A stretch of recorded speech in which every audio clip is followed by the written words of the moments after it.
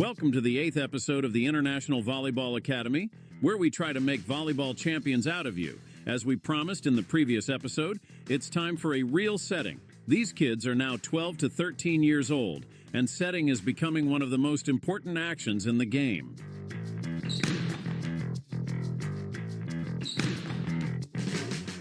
In the game, the ball is usually set in a different direction than where it came from, and we have to prepare for that with the right drills. Because in the previous episode, we were mostly setting in the direction where the ball came from. You can see here that 9-year-olds have a lot of trouble with that at the beginning, but we're going to overcome that and move on. Again, it's important to remember that the setting game needs to be mastered by all players in the team, but we're slowly starting to focus on the future setters. The setter is the most important player on the field because he always plays the second of the 3 touches, and therefore every action passes through his hands. He chooses who to set to and who will attack. There are a lot of demands on him. We'll talk more about volleyball positions in future episodes. Don't worry, we'll teach you all about them.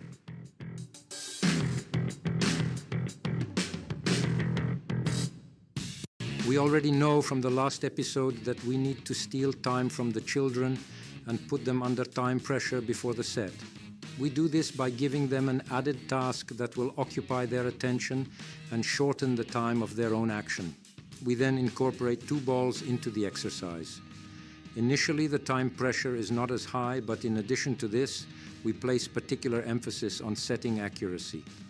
No spiker wants to play with an inaccurate setter.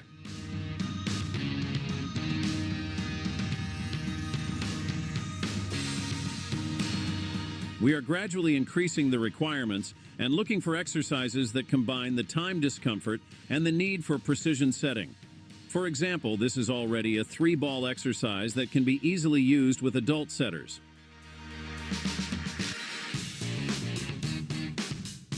And watch out, we can do it in triplets with 4 balls, but that's really challenging. And then there is what we have called locomotion in previous episodes. That is functional movement under the ball, which is another mantra in the setter's game. The setter needs to be still for the set, even if it's jumping. He can't yet, at the moment of contact with the ball, address whether or not he is in the right spot. We use a whole repertoire of drills for this, which can be infinitely expanded.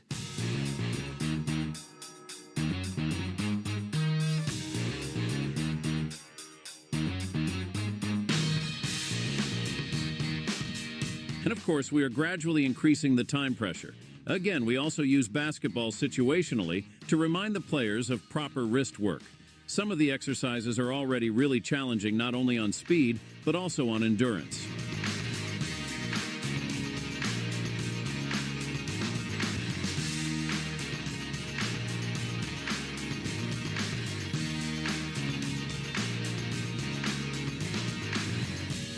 Now we can really appreciate the importance of the red mini volleyball.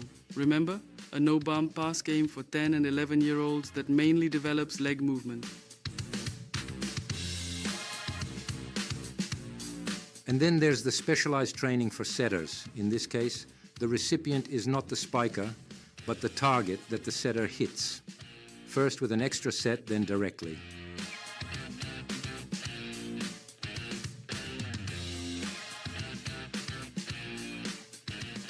In a real game, of course, the setter does not see such a target, but sets to the place of the expected attack. But exercises like these are the daily bread of all setters.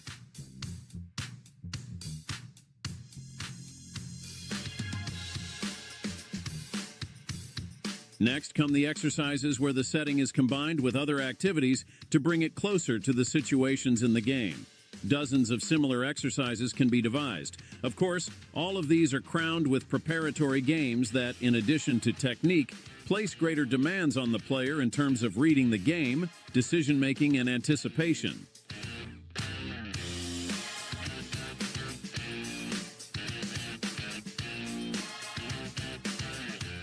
Here you can see aim setting, which is the theme of this part. It's an actual play of 13 and 18-year-olds, when the game already reminds that of a master's game.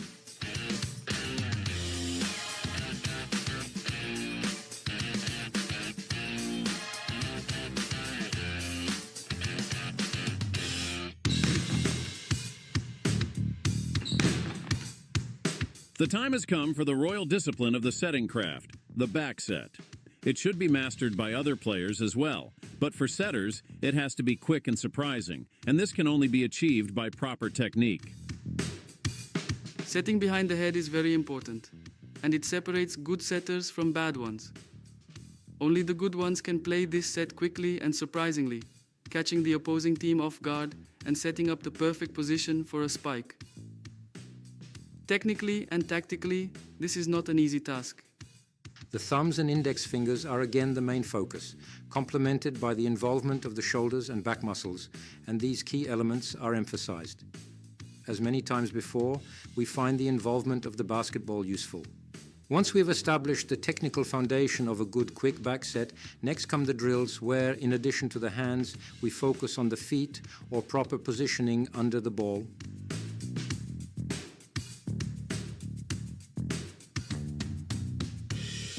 Do you remember? 2 fingers exercise, this time behind the head.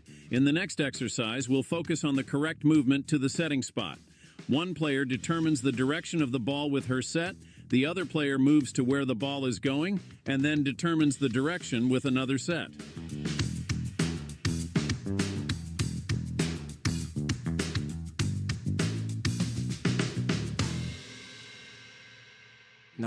Now we're going to do a set of exercises in threes.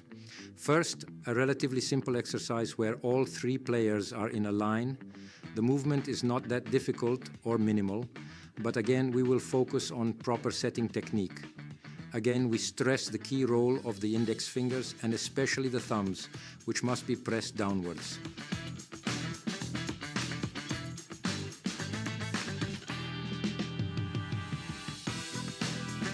Gradually, we come to the back set in the jump. In a later episode, we will explain the tactical role of setting in the jump, but now it is primarily necessary to master timing and ball control. And again, the inclusion of the basketball for familiar reasons. Don't worry, even small kids can handle it, and it will help them in the future. Now comes a group of exercises that are closer to the reality of the pitch. We leave the line and start setting behind the head at an angle. You're familiar with this from the previous section where we were setting at an angle in front of us. So now, from within ourselves and the setting in the drill, it again takes on the true nature of setting as we know it from the game. We try to make the flight path more horizontal than vertical. In the future, it will be all about speed and disguise of your back set.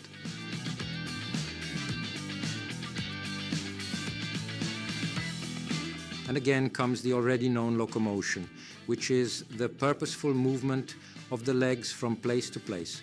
Precisely speaking, movements to the right place of deduction. And of course the basketball, without which we can't imagine setting training. The following are exercises with a larger number of players. They have 2 main purposes. One is to move quickly to the optimal setting spot. The other is to distract the players so that they are not overwhelmed by the monotony of specialized setting training, where a player cannot do without a huge number of repeated, accurate settings.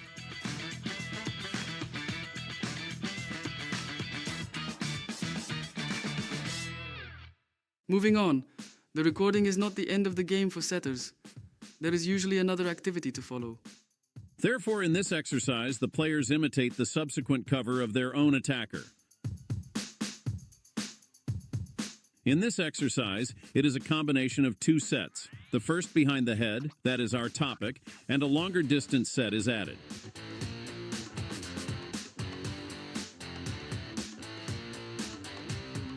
In the next exercise, we add more balls. You already know from previous episodes that the goal is to constantly occupy the setter's attention with additional stimuli, which brings the practice closer to the complexity of the game.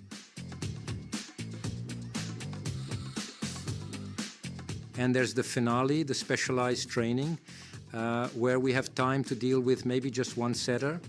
That usually comes in the final training, which we'll get to later.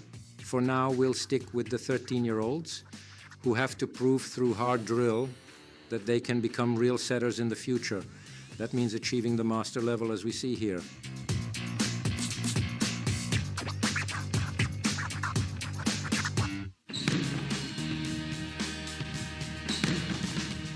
Setting in a different direction than where the ball came from.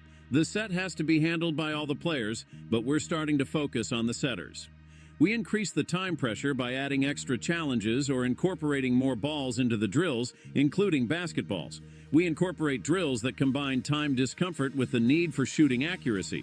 We continue to emphasize proper locomotion, moving from place to place, and calmness during the actual set. We use preparatory games in training. The back set must be mastered by all players. For setters, it must be quick and surprising, so it requires a specific technique. We start with one-line drills, then move to the back set at an angle. Gradually force players to set the ball during the jump, emphasizing proper timing and ball control. Start aimed overhead set. Exercises with more players break the monotony of setting training. We also include follow-up activities after setting.